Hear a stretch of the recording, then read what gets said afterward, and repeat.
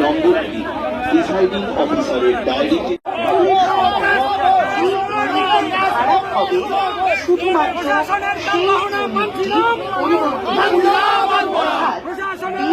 খারাপ হলে শুধুমাত্র প্যাড পরিবর্তন করুন।